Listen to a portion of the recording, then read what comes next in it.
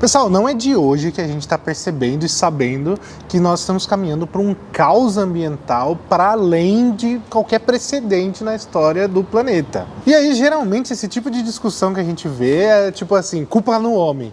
Não, porque o homem polui, porque o homem é egoísta, porque o homem é isso e aquilo, e eu fico pensando sobre isso. Se só acusar, como se existisse assim uma natureza humana autodestrutiva focada em destruir o nosso planeta a todo custo. Porém, a análise de comportamento ela não vai entender o ser humano somente nessa perspectiva. Nós entendemos que todo comportamento ele pode ser emitido de acordo com o reforço que lhe é apresentado. Porque atualmente o que a gente tem como sistema de governo? A gente tem, por exemplo, o caso lá da Samarco, né, no Brasil, maior desastre ambiental do Brasil até hoje.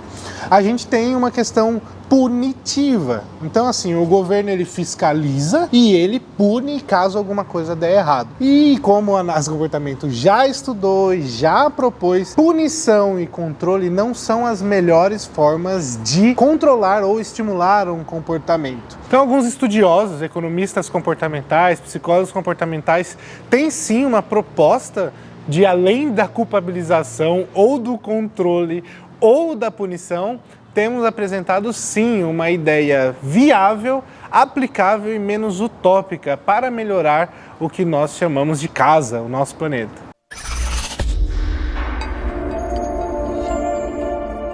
Então o que acontece hoje? Quando uma empresa polui, ela é ou não fiscalizada ou ela é autuada, das duas umas. Isso faz com que, quando a empresa vai escolher uma determinada tecnologia, ela precisa escolher entre a mais útil ou a mais barata ou a mais comum ou a que menos polui. E isso, na verdade, nós não temos um reforçamento adequado para políticas ou para soluções ou para implementações de tecnologias mais sustentáveis. E é aí então que é proposto, assim, vários ecologistas e gente que está estudando também já propôs algo do gênero, que é o sistema de cap and trade. Quando uma empresa retira petróleo, por exemplo, ela paga ali uma taxa para o governo da retirada desse petróleo. Quando uma empresa está retirando água para tratar, distribuir, ela também paga uma taxa de impostos para ali retirar a água dos rios, porque entende-se que esses recursos naturais são da União. Mas isso não acontece com o ar e, consequentemente, o espaço aéreo, o oxigênio, não é entendido como um direito da União. Então, nós podemos poluir aleatoriamente. Não que isso esteja claro, mas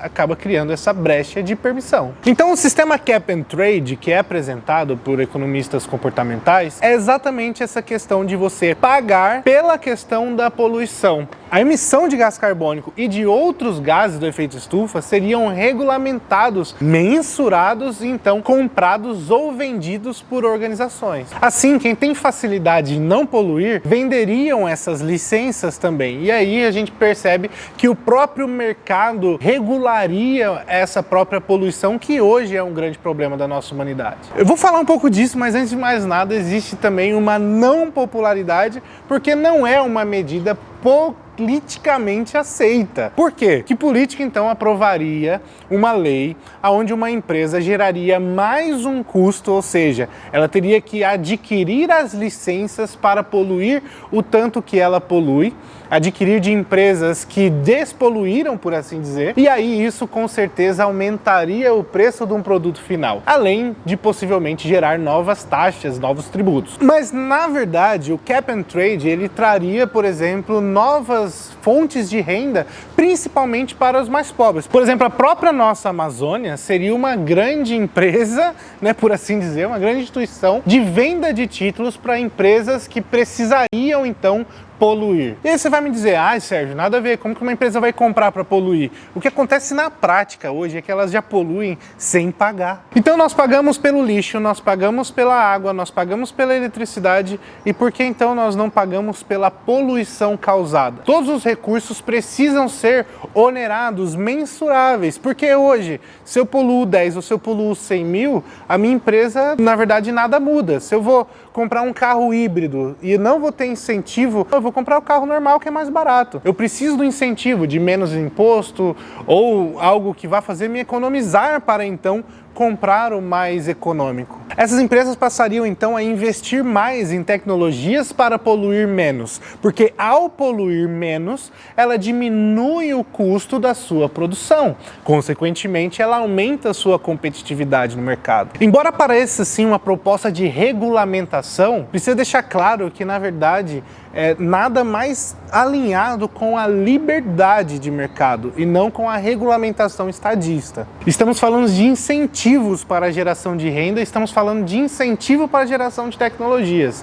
É como um acelerador do carro. Não sei se você já viu alguns carros que possuem ali o seu economizômetro, não sei se é assim que fala, mas você sabe o quanto você está acelerando, se você está economizando ou se você está gastando além da conta. E a partir desse mostrador você consegue controlar a sua pilotagem. A sua empresa, né, empresas em geral, elas teriam esse mostrador. Então quanto menos ela poluir, menos imposto ela vai pagar, e se essa questão for negativa, ela na verdade vai vender licenças de não poluição, digamos assim. E empresas que poluem mais queriam que comprar essas licenças. Então a gente tem totalmente um livre mercado e não uma regulamentação, mas uma taxação ou um controle do Estado, tá certo? Uma outra coisa que aconteceria também é o próprio marketing. Uma empresa que polui menos, ela teria um apelo de marketing muito maior, porque hoje sustentabilidade também é um produto de mercado. Muita gente se adequa ou prefere marcas que poluem menos.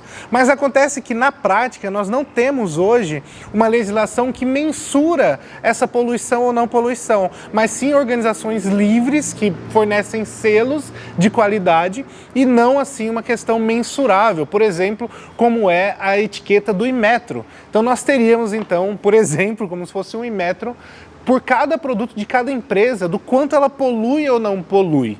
E esse também seria um incentivo. Alguma coisa assim já aconteceu nos Estados Unidos na década de 60, quando se falava em restaurantes. Estava todo mundo muito preocupado com as questões na higiene nos restaurantes. Então eles tiveram uma ideia de passar nos restaurantes todos dando uma nota na higiene daquela cozinha. E aconteceu que então as pessoas que tinham lá a nota A de higiene, esses restaurantes passaram a ser mais frequentados. As pessoas que tinham nota menor nesse nível de higiene, digamos assim, passaram a se preocupar mais para poder alcançar então esse nível de higiene. Hoje o que a gente subentende que todas as cozinhas são limpas, porque não existe uma classe de higienização.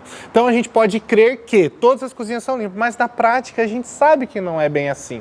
Agora, se existisse uma fiscalização, de preferência de reforço intermitente, ou seja, surpresa, uma fiscalização que chegasse ali e de acordo com alguns critérios dá-se uma nota para aquela cozinha para além da regulamentação mínima, para além da simplesmente a licença de atuar. Então a gente tivesse um critério ali para elaboração e ali teriam algumas estrelas, assim como a gente tem exatamente a etiqueta ali do Inmetro, sabe, nos produtos. Então na verdade, por mais que eu gostaria, por mais que seja o meu sonho, somente deixar de usar os canudinhos ou a sacolinha de mercado não vai salvar o nosso planeta. Está na hora sim de pensarmos em um novo modelo e não simplesmente em novas regulamentações.